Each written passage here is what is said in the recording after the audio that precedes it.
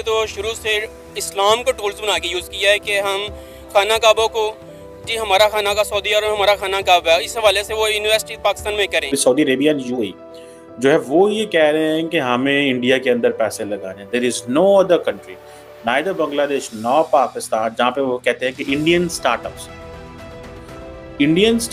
जो है they are known as a growth capital है। जब अपने ही इन्वेस्टमेंट अपने ही बिजनेसमैन बांग्लादेश में जा रहे हैं और यूएई में जा रहे हैं या इंडिया में जा रहे हैं, तो वो कैसे बाहर वाले इधर इन्वेस्ट करेंगे? अगर आप इस रीजन को क्लोजली स्टडी करें तो इंडिया के बड़े स्टेक्स हैं इस रीजन के अंदर, खास तौर पर मिडिल ईस्ट में।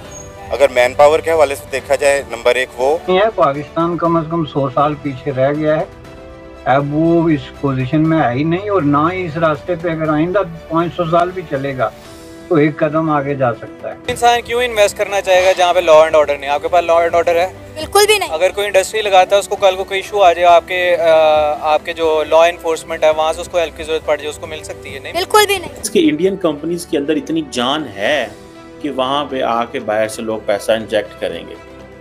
और ये आप देखें कि the Saudis have stopped looking India from a lens of Hinduism. अगर मुस्लिम वर्ल्ड की बात करें तो आईटी की इन्वेस्टमेंट हो या इंडस्ट्रियल सेक्टर की सारी इन्वेस्टमेंट जो है पड़ोसी मुल्क इंडिया जा रही है, और पाकिस्तान आज भी जो है इस्लामिक वर्ल्ड की इन्वेस्टमेंट का इंतजार कर रहा है। जय दोस्तों, मैं विजय और आप देख रहे हैं इस रिएक्शन। तो दोस्तों, कुछ दिनों पहले पाकिस्तान में सऊदी अरेबिया का एक डेलीगेशन आया था, तब पाकिस्तानी मीडिया ने खूब हो हल्ला मचाया था। हर टीवी चैनल पे बस यही खबर चल रही थी कि हमारा मुस्लिम बिरादर आ रहा है, और जिस तरह भारत में $100 बिलियन की इन्वेस्टमेंट की अनाउंसमेंट उन्होंने की है, उसी तरह एक बहुत बड़ी इन्वेस्टमेंट पाकिस्तान में करने जा रहा है। मगर भाई इसका हुआ उल्टा, उन्होंने वहाँ पे $5 बिलियन की इन्वेस्टमेंट की बात की और अभी तक इस इन्वेस्टमेंट का कोई अता पता नहीं है। वही दूसरी तरफ सऊदीया की एक और कंपनी भारत में इन्वेस्टमेंट करने जा रही है, और इसी को देखते हुए आज पाकिस्तानी सोशल मीडिया पे बस इसी के ऊपर बातें हो रही है। तो आज की वीडियो में हम यही देखेंगे कि पाकिस्तानी ये जो इन्वेस्टमेंट भारत में आ रही है, इसके ऊपर किस तरह की रिएक्शन दे रहे हैं। तो चलिए करते हैं वीडियो को शुरू। मगर वीडियो शुरू करने से पहले जो भी और हमारे चैनल पे पहली बार आए हैं उनसे रिक्वेस्ट करूंगा, प्लीज़ हमारे चैनल को सब्सक्राइब कीजिए, वीडियो को लाइक और शेयर जरूर कीजिए। तो चलिए करते हैं वीडियो शुरू। पाकिस्तान की जो लॉ एंड ऑर्डर की सिचुएशन है वो ठीक नहीं है, और इस हवाले से कोई भी बिजनेसमैन अपनी इन्वेस्टमेंट ऐसी जगह पे नहीं करना चाहिएगा जहां उससे कोई प्रोटेक्शन नहीं होगी। डेफिनेटली प्रोटेक्शन तो चाहिए, अगर वो इन्वेस्टमेंट करता है उससे लॉ एंड ऑर्डर के हवाले से उससे प्रोटेक्शन चाहिए।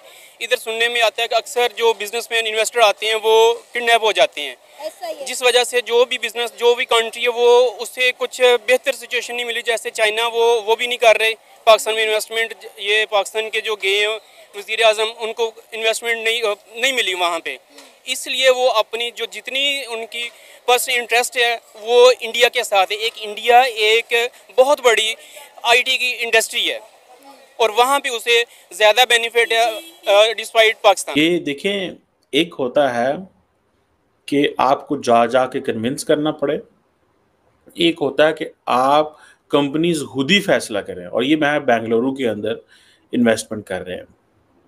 अब सारा सऊदी अरब, जिसमें पर्टिकुलरली सारा middle east, particularly Saudi Arabia and UAE जो है वो ये कह रहे हैं कि हमें इंडिया के अंदर पैसे लगाने, there is no other country neither Bangladesh no Pakistan जहाँ पे वो कहते हैं कि इंडियन स्टार्टअप्स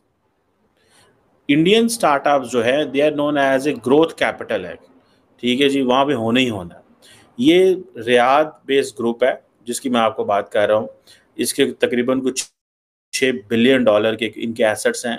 ये अगले 3 सालों के अंदर ये पैसे लगा रहा है। अब देखें, ये ज़्यादातर जो पैसा जाएगा ये इंडिया की होम ग्रोन कंपनीज में पैसे लगा रहे हैं। इट मीन्स कि इंडियन कंपनीज के अंदर इतनी जान है कि वहाँ पे आके बाहर से लोग पैसा इंजेक्ट करेंगे।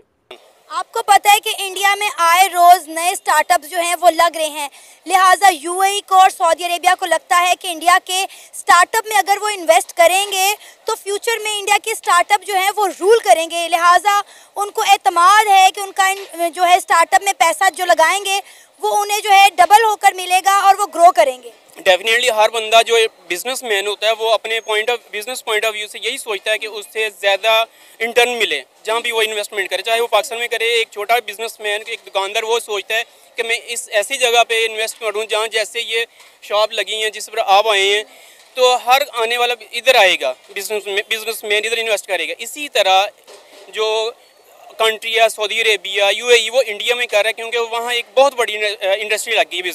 तो ये बुनियादी तौर पे एक मोस्ट करप्टेड किस्म की आपने जो है एक सिस्टम डेवलप किया हुआ है, जिसको जो है वो लोग डोनर्स जो है वो समझ गए हैं। जिनके पास पैसे हैं, उनके पास अकाउंटेंट हैं, उनके पास ऑडिटर्स हैं, उनके पास इंटेलिजेंस रिपोर्ट्स हैं, उनको पता है कि आप पैसे का क्या कर रहे हैं। एक आदमी ने तीर फेंका तो आपने करोड़ों रुपए जो है उसके कदमों में नछावर कर रहे हैं एवरी सिंगल डे, तो आप कहते हैं कि हमारे पास पैसे नहीं है।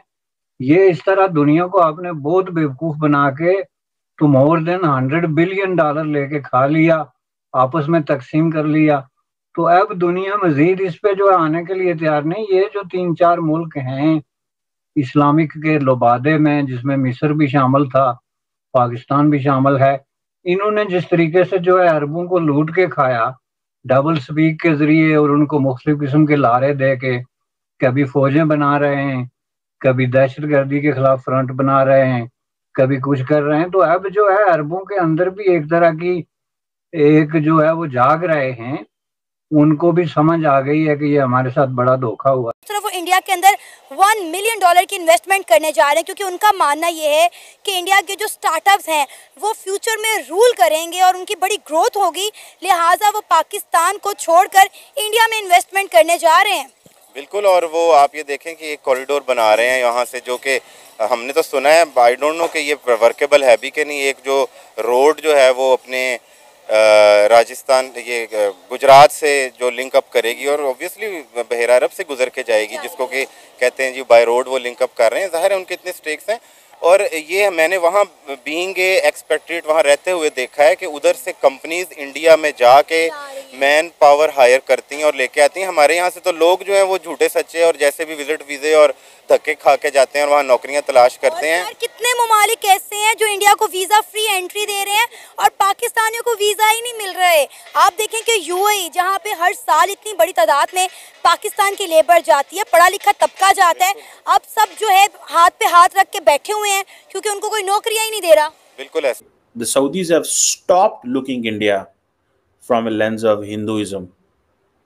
When it comes to business, the Saudis are looking India only purely from a business lens. They don't see India as a Hindu India. For the last 77 years, Pakistan has tried everything to convince the Muslim world कि भाई देखें वो Hindu country है, मुसलमानों को अच्छा नहीं समझते, वहाँ पे मुसलमानों के साथ ज़्यादती हो रही है। कश्मीर में देखें उन्होंने क्या किया हुआ है, ऑर्गेनाइजेशन ऑफ इस्लामिक कोऑपरेशन जो है वो अपनी एक लगी हुई है। लेकिन at the end of the day एक होता है सऊदी गवर्नमेंट, एक होता है सऊदी प्राइवेट सेक्टर, ठीक है जी। अब ये $750 मिलियन जो लगा रहे हैं, ये इसमें से कुछ पैसा उन्होंने पहले ऑलरेडी लगाया हुआ है, ठीक है।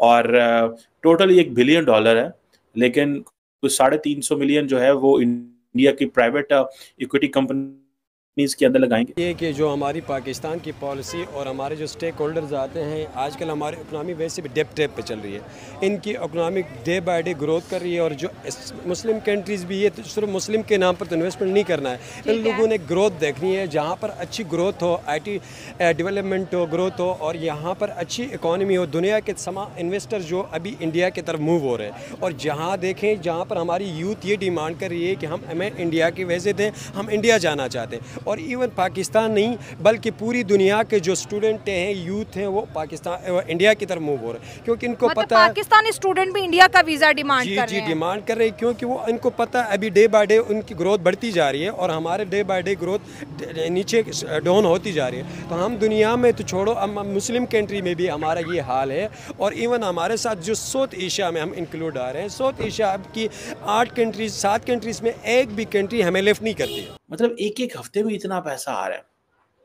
So why are they coming? It's only the opportunity, ठीक है। 10 साल पहले, 15 साल पहले इंडिया के अंदर ये अपॉर्चुनिटीज नहीं थी। अब एक there is a full range of entrepreneurs, पूरी की पूरी कंपनीज हैं, मतलब बिल्डिंग्स खड़ी हो गई हैं टेक्नोलॉजी के हवाले से इंडिया के अंदर।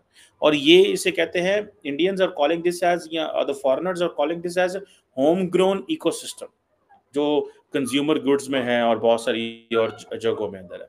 सो it's a lot of money.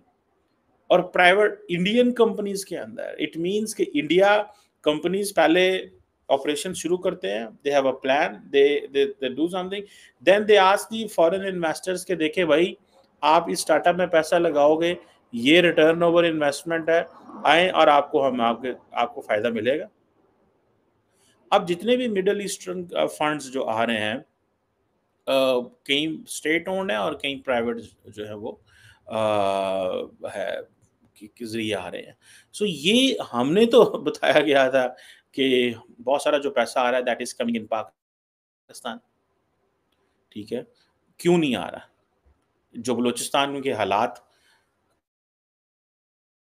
ठीक है, चाइनीज तो भाग गए, मैंने एक चीज कह रहा हूँ, चाइनीज तो भाग गए। देखें वो हमारे साथ ही वो आज़ाद हुए थे, हमारे एक दिन बाद वो आज़ाद हुए थे, तो हम भी इनके हिस्से में थे।